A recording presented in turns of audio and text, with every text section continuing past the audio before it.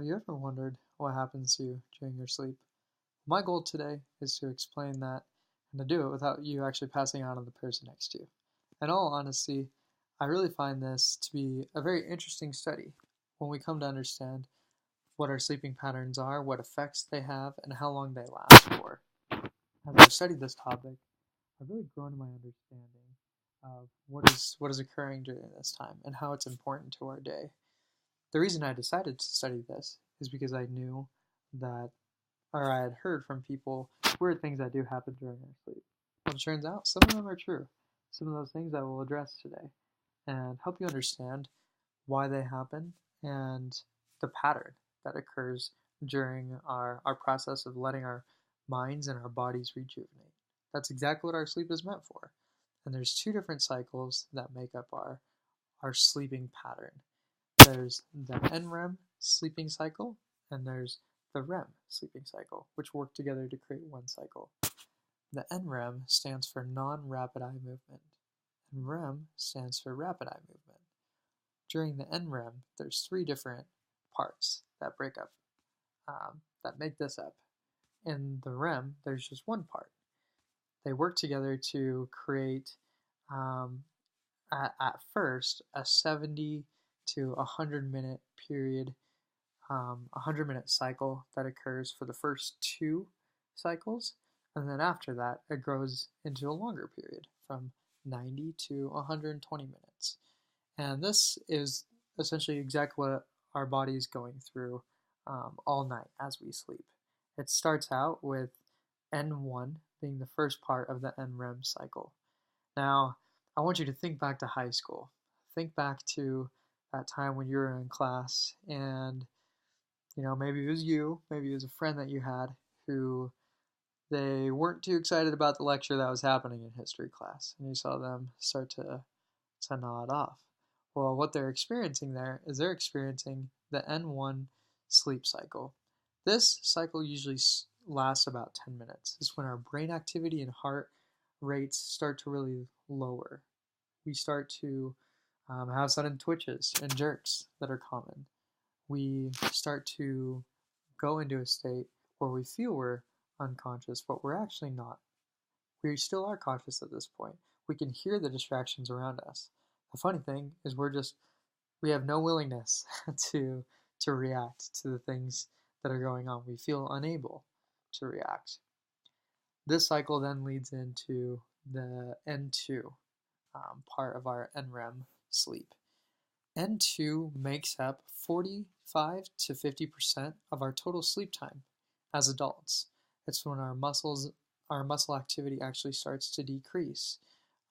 We really don't have too much consciousness during this time. We're not very aware to what's going on, and our body really starts to relax and get into a deeper sleep, leading into N3. Now, N3 is commonly known as our deep sleep. This is a time where essentially we are cut off from the world. This time we are really starting to get into deeper sleep, and we're starting to relax, and even things happen that we've probably experienced. I know my roommate Aaron in the summer definitely experienced was sleepwalking. This is a time where it's common that we can sleepwalk, or we can even, like, such things as night terrors happen during this time. It's when our bodies are really, really, really shutting down. After this, interestingly enough, though, is the REM cycle that now kicks in, the rapid eye movement. This is when there is a lot of activity. There's a lot going on, especially in our brain. We start to dream more vividly here. And something that I didn't know until I started studying this, I had heard my friends talk about it, but I didn't know if it was actually true, was during this time, um,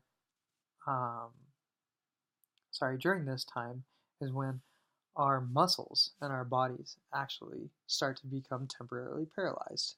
Now, the reason for this is, scientists believe, is that this is a time where, because our dreams can be so drastic, our muscles have to be paralyzed so we don't even start acting out our dreams. Isn't that kind of crazy to think? We can act out Romeo in our sleep if that wasn't occurring. And this REM cycle, the rapid eye movement, wasn't discovered until the 1950s. They were able to recognize that there was a time where we were dreaming and that a lot of activity was occurring.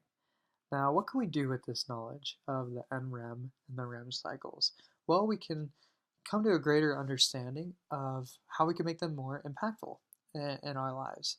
Um, for example, we experience more NREM sleep from 11 p.m. to 3 a.m. If we go to bed during that time, that means we'll have more NREM sleep, which is really allowing us to get more deep sleep, something that we all want. If we go to bed anytime later than that, we actually will be taking away from that time in which we can um, have that deeper sleep that really allows us to relax and get our bodies rejuvenated exactly in the ways that we want. Now, there is something interesting that does happen though. In some remote cultures throughout the world, they actually sleep 6 hours at night only and then take a 1.5 hour nap through the day.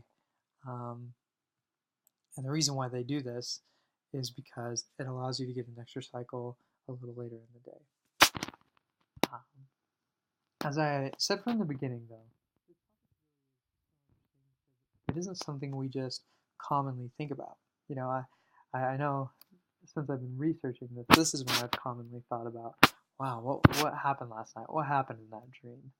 But with this understanding, we can now appreciate what our body is doing.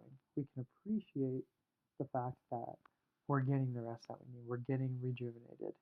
We can understand that our sleeping patterns, how long they last for, and the effects that come during them are really quite fascinating. And there's something that should be important to us. And hopefully, as you go to bed tonight, you can think about that. So hope you all sleep well. Thank you.